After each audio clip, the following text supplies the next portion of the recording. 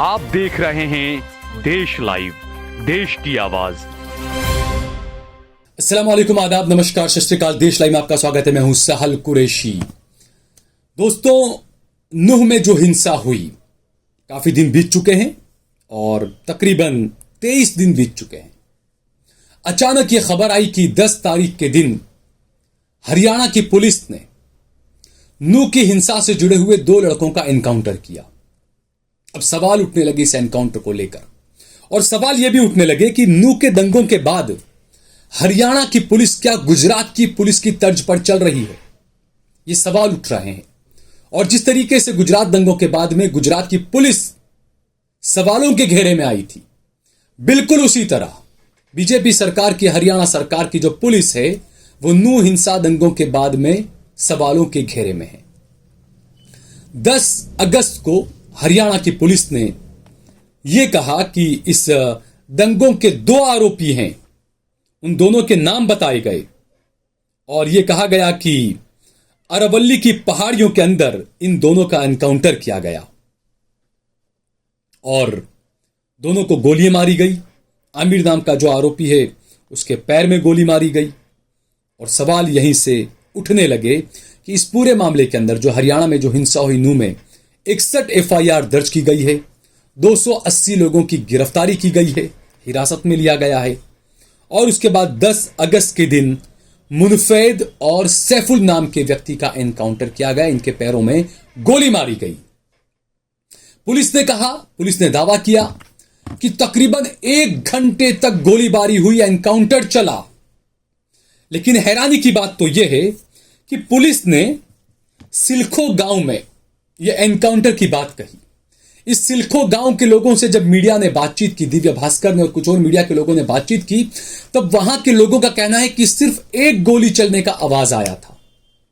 कुछ लोगों ने यह भी कहा कि एनकाउंटर गिरफ्तारी के दिन नहीं हुआ। गांव के कुछ लोगों ने यह कहा कि जो सिलखो गांव है, वहां की जो चुंगी नाका होता है, जो चेकपोस्ट होता है, वहां से पुलिस ने इन दोनों को गिरफ्तार किया था। कुछ लोगों ने यह बताया कि हमने खुद ने देखा कि बाइक पर ये लोग आ रहे थे, एक गाड़ी पुलिस की पीछे खड़ी हो गई, एक गाड़ी पुलिस की बाइक के आगे खड़ी हो गई, बीच में बाइक पर ये लोग थे और पुलिस ने उन्हें गिरफ्तार कर लिया। अब यहीं से मामला शुरू हुआ कि आखिरकार ये मामला है क्या। मुनफैद और सैफुल को आखिरकार गोलियां कैसे लगी, और जो पुलिस दावा कर रही है कि 1 घंटे तक एनकाउंटर चला।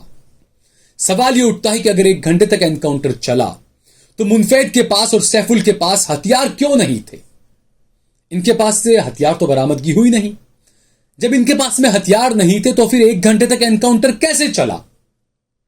और अरावली की पहाड़ियां, जो घाटियां, आप सोचिए कि एक फटाका भी फूटता है तो ऐसे इलाकों में तो बड़ी जबरदस्त गूंज की आवाजें सुनाई देती है। पुलिस दावा कर रही है कि 1 घंटे तक एनकाउंटर चला, गोलियां चली, जबकि उस गांव के आसपास के और गांव के लोगों का कहना है कि उन्होंने गोलियों की आवाज सुनी ही नहीं है। अब आप सोचिए, आपको याद आ रहे होंगे गुजरात दंगों में पुलिस की कार्रवाई।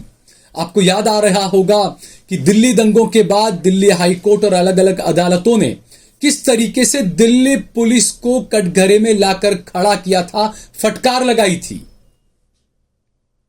और यहीं पर यह भी हो रहा है। अब कुछ लोगों का यह भी कहना है कि ये जो 10 अगस्त की सुबह में जिस एनकाउंटर की बात कर रही है पुलिस, कि 10 अगस्त को इन्हें गिरफ्तार किया गया, एनकाउंटर किया गया, गांव के लोगों का कहना है कि 9 अगस्त के शाम 4 बजे उन्होंने खुद ने अपनी आंखों से देखा कि पुलिस ने सैफुल और मुनफैद को गिरफ्तार किया। और दूसरे दिन 10 अगस्त के दिन, अब इसमें जो आरोपी है उसका यह कहना है, कुछ लोगों का यह कहना है कि दूसरे दिन सुबह 10 बजे इनकी आंखों पर पट्टा बांधकर पुलिस इन्हें किसी जगह पर ले गई, किसी पहाड़ियों में ले गई और वहां ले जाकर उनके पैर में गोली मार दी। ये आरोप लग रहे हैं पुलिस पर, हरियाणा की पुलिस पर। फर्जी एनकाउंटर आप कहेंगे इसे या क्या कहेंगे, ये जांच का विषय है। लेकिन जो चीजें सामने आ रही है, ये राजस्थान का जो, माफ कीजिएगा, हरियाणा का जो गांव है, सिलखो गांव, राजस्थान में विधानसभा के चुनाव हैं इसी साल। सिलखो गांव राजस्थान की सरहद से चंद कुछ किलोमीटर दूर है। नूह में हिंसा, हरियाणा में हिंसा, राजस्थान की सरहदों पर हिंसा, जुनैद और नासिर को जलाकर मार दिया जाना, राजस्थान पुलिस का उसमें इन्वॉल्व होना, ये तमाम चीजें आखिरकार आपको किस तरफ इशारा कर रही है? बीजेपी के नेता जो खुद ये कहते हैं कि हिंदू मुसलमान पर ही वोट करना चाहिए, गुजरात में साधु संत खड़े होकर कहते हैं कि सारी चीजें भूल जाइए, तेल, पेट्रोल, महंगाई सब भूल जाइए, सिर्फ हिंदुत्व के नाम पर वोट करिए। तो उससे आप अंदाजा लगा सकते हैं कि राजस्थान, हरियाणा, नूह, ये तमाम चीजें क्या इशारा कर रही है। ये एनकाउंटर, ये पुलिस, ये सवाल, ये जवाब, गांव के लोगों का कहना, ये तमाम चीजें क्या हो रही है, आप खुद इन चीजों को समझ सकते हैं दोस्तों। दूसरी एक और बात यहां पर देखिए कि इनमें से एक लड़का है, जो दो लड़कों का एनकाउंटर करने का पुलिस ने जो दावा किया, उनके चाचा हैं शौकीन। वो कहते हैं कि जब मुनफेद वापस घर नहीं लौटा, क्योंकि कर्फ्यू लगा हुआ था इलाके में, तो उसने अपने चाचा को बुलाया कि आप मुझे बाइक पर आइए लेने के लिए, मुझे घर जाना है। और जब वो नहीं लौटे घर पर, तो जब पता किया इन लोगों ने जाकर, तब इन्हें पता चला कि पुलिस ने उन्हें चुंगी से गिरफ्तार कर लिया है। वहां के लोगों ने यह बताया, लेकिन पुलिस ने दावा किया कि हमने तो एनकाउंटर करके इन्हें पकड़ा है। तो यहां पर एक पुलिस सवालों के घेरे में आती है। उसके बाद में अब इनमें से जो मुनफैद है, उसकी पत्नी का नाम है ज्योति, जो हिंदू मजहब से ताल्लुक रखा करती थी। ज्योति ने मुनफैद से शादी की और इनके दो बच्चे हैं।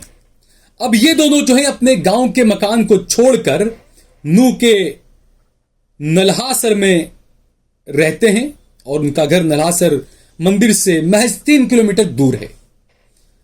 जो इनकी पत्नी है, मुनफैद की जो पत्नी है ज्योति, उसका कहना है कि मुनफैद जो है वो डेयरी का काम करता है। जिस दिन दंगे हुए, उस दिन मुनफैद गाय लेने गया हुआ था, और उसने मुनफैद को फोन करके बताया कि अपने इलाके में मंदिर के पास में दंगे हो रहे हैं, आप जल्दी से वापस आ जाइए। लेकिन पुलिस की कहानी कुछ और है।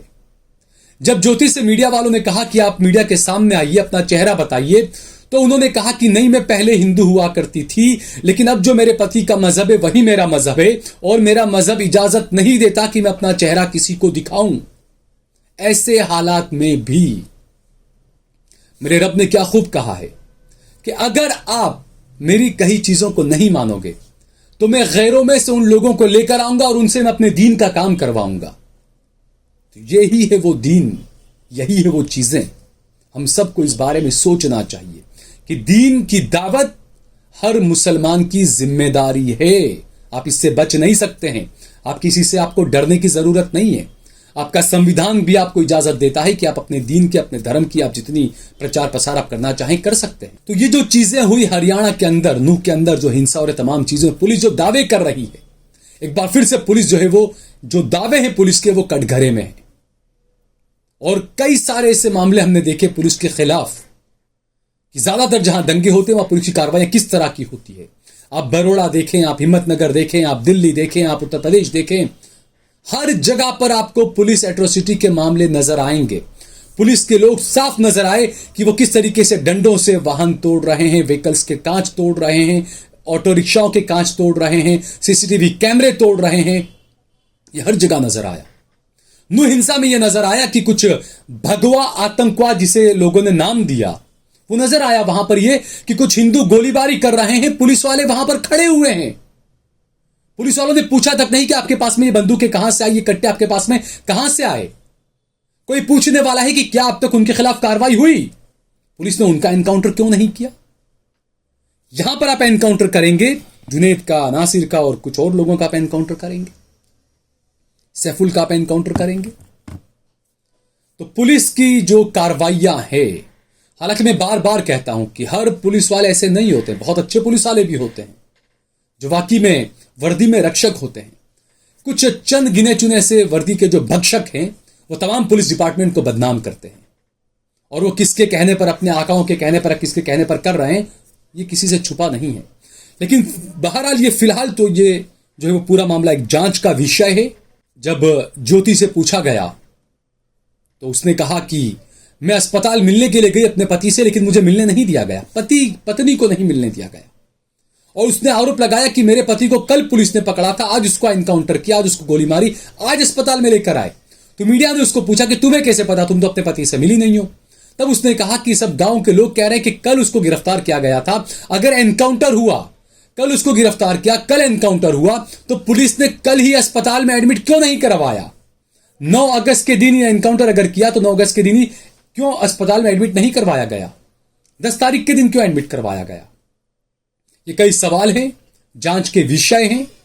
हम सब समझदार हैं। भारत को कौन निशाने पर ले रहा है? पाकिस्तान, बांग्लादेश नहीं, मुसलमान नहीं, अच्छे सनातनी नहीं, कुछ चंद लोग हैं जिनके दिमाग में हिंदुत्व का जो ये हिंदुत्व और इस्लामोफोबिया जिनके दिमाग में जो गोबर की तरह भरा हुआ है, वो ये तमाम चीजें कर रहे हैं। इस बारे में हम सभी को सोचना चाहिए। अगर आपको ये वीडियो पसंद आया हो तो इस पर कमेंट करें, इसे लाइक करें, इसे ज्यादा से ज्यादा शेयर करें। और मैं ये कहूंगा, जो लोग हैं, कृपा करके आपसे मैं अपील करता हूं, आप जो च्यवनप्राश समझकर जो खा रहे हैं वो च्यवनप्राश नहीं है, वो गोबर है मेरे अनबक भाइयों। इस बात को समझें। आप ज्यादा देर हो जाए उससे पहले इस चीज को आप समझ लें।